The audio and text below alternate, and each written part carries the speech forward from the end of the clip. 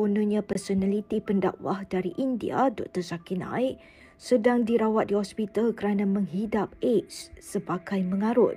Akbaruddin Abdul Qadir memberitahu Malaysia Kini, Zakir sekarang berada di luar negara.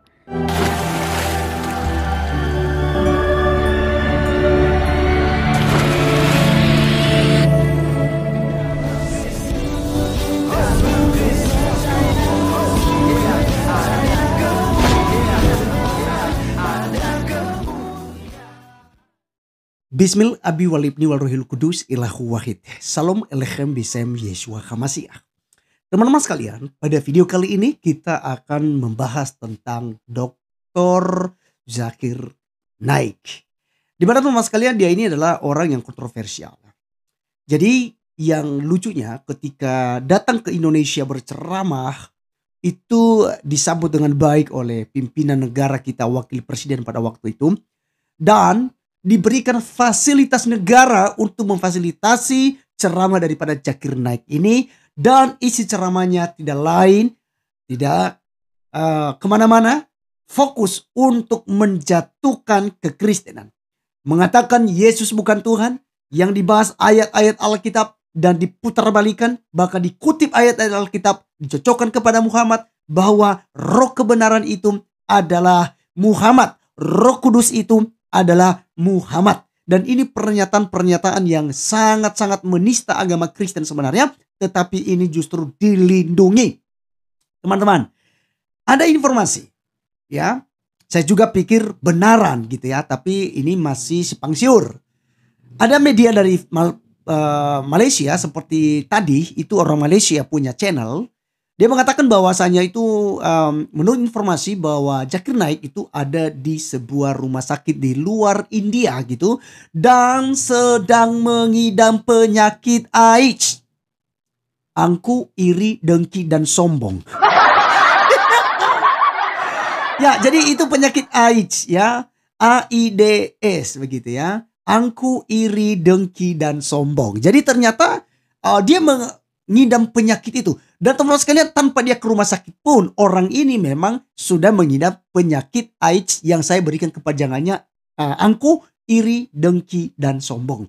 Jadi teman-teman sekalian, ya tanpa diviralkan juga pun memang orang ini sudah punya penyakit itu. Tetapi kalau penyakit AIDS benaran, ya jadi ini ya perlu dipertanyakan. Kenapa? Karena tentu teman-teman sekalian, ya, mereka begini nih kan, ya kan kawin cerai gitu. Jadi ya itu biasa ya, itu diperbolehkan begitu. Dan ya memang istri mereka juga harus diberikan kebebasan ya, sampai 4 orang begitu. Nah supaya lebih dari 4, kata Ustaz Abdul Somad ya, dia pernah menyampaikan apa? Kalau begitu ya ceraikan 1, nikah lagi, ceraikan 1, nikah lagi. Jadi kan tetap 4 begitu ya. Ngeri ya teman-teman sekalian. Jadi ya memang ajaran beginian ya, kalau kita mau ungkap-ungkap seperti yang mereka selalu katakan bahwa kesibukan para lelaki di surga. Di surga saya malu mengatakannya. Mau terus? Kesibukan para lelaki di surga katanya meminta penawar istri-istrinya. Wow. Ya jadi teman-teman sekalian, saya angkat topik ini karena ya kita lihat bahwa orang ini sudah berkali-kali datang ke Indonesia dan kerjaannya adalah hanya membahas agama Kristen. Kalau dia ceramah mengenai Al-Quran, hadis, riwayat Rasulullah, dan bagaimana dapat wahyu, bagaimana untuk hidup sebagai seorang Islam, ya buat saya tidak ada masalah. Tetapi justru ini dia ceramah itu membahas ayat-ayat Alkitab. Salah satunya memang Yesus itu manusia. Yesus itu tidak mati di salib berdasarkan surah An-Nisa 157 misalnya ya, 54 sampai 57 itu.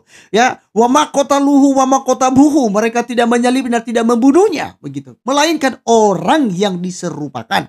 Tetapi teman-teman sekalian, kita tutuplah Alkitab. Kita tutuplah Al-Quran. Mari kita cek sejarah. Apakah Yesus Kristus atau Isa Al-Masih itu mati di salib?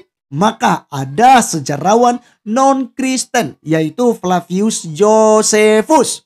Dia menulis dalam sejarahnya mengatakan bahwa Yesus itu mati di salib. Pertanyaan kita, apakah ada dokumen sejarah di abad pertama yang mengatakan Yesus tidak disalib? Mari, silakan teman-teman muslim tunjukkan kepada kita supaya kita belajar bersama-sama ya. Nah teman-teman sekalian, mari kita simak ya tentang Zakir Naik ini dalam video yang diposting ya oleh media daripada Malaysia atau YouTuber dari Malaysia. Mari kita simak videonya berikut ini. Kononnya personaliti pendakwah dari India, Dr. Zakir Naik, sedang dirawat di hospital kerana menghidap AIDS sebagai mengarut. Akbaruddin Abdul Qadir memberitahu Malaysia kini, Zakir sekarang berada di luar negara. Menurut Akbaruddin, dakwaan Zakir hidap AIDS adalah berita palsu dan langsung tidak benar. Baru-baru ini muncul dakwaan di media sosial mengatakan Zakir disahkan menghidap penyakit tersebut dan sedang dirawat di sebuah pusat perubatan swasta di Lembah Kelang. Zakir merupakan seorang warga negara India yang memegang status penduduk tetap Malaysia. Untuk rekod pada 2019, Zakir Naik dikenakan larangan untuk berceramah susulan kenyataan kurang menyenangkan. Namun beliau tampil berceramah di Perlis pada 2 Februari lalu. Oke, teman-teman sekalian, itulah videonya ya. Dan ternyata menurut informasi ini Zakir Naik itu tidak mengidam penyakit AIDS benaran ya. Yang artinya maksudnya penyakit kelamin. Tetapi kalau AIDS yang saya kasih kepanjangannya tadi, angku, iri, dengki dan sombong, itu ada sama orang ini ya. Tentu teman-teman sekalian, itu sih hal biasa ya, sikap manusia ya. Tapi yang saya soroti di sini adalah Zakir Naik ini terus membahas kekristenan. Buktikan di mana Yesus adalah Tuhan. Padahal udah berkali-kali kita membuktikan. Yesus Kristus bisa mengampuni dosa. Contohnya misalnya Anda melihat Markus pasal 2 ayat 5. Hai anakku, dosamu sudah diampuni. Orang Farisi ada di situ tuh. Ayat ke-6 dan ke-7 dan segala macam. Itu apa dikatakan? Kenapa orang ini menghujat Allah? Hanya Allah lah yang bisa mengampuni dosa. Tapi Yesus berkata, aku berkata kepadamu, dosamu sudah diampuni. Ya, dinyatakan demikian, dianggap bahwa dia menyamakan dirinya dengan Allah Bapa, kawan-kawan. Kemudian Yohanes 10 ayat 28. Yesus memberikan hidup kekal. Bukankah hanya Allah Bapa yang bisa memberikan hidup kekal? Dalam Yohanes 17 ayat 3, inilah hidup yang kekal inilah hidup yang kekal itu, bahwa mereka mengenal Engkau satu-satunya Allah yang benar dan mengenal Yesus Kristus yang telah Engkau utus. Nah, berarti Allah yang benar itu adalah Bapa ya, dan Yesus Kristus harus dikenal. Baru kita memperoleh hidup kekal. Artinya, percaya pada Tuhan Yesus Kristus ada hidup kekal. Yohanes 10 ayat 28, Yesus menjamin, aku memberikan hidup kekal kepada mereka yang percaya kepada aku. Dan mereka pasti tidak akan binasa. Teman-teman sekalian, ini adalah jaminan langsung dari Tuhan kita Yesus Kristus. Maka dialah Tuhan dan Juru Selamat. Yohanes 13 ayat 13 berkata, kamu menyebut aku Tuhan dan Guru. Katamu itu tepat, karena memang aku Tuhan dan Guru. Dan ada banyak lagi ayat-ayat yang menyatakan Yesus Kristus adalah Tuhan. Yang tidak dapat dilakukan oleh manusia yang ada di muka bumi ini. Ya. Tapi Yesus Kristus dapat melakukan semuanya. Terima kasih teman-teman sekalian. Demikianlah video kali ini. Dan sampai ketemu di video berikutnya. Tuhan Yesus memberkati kita. Shalom.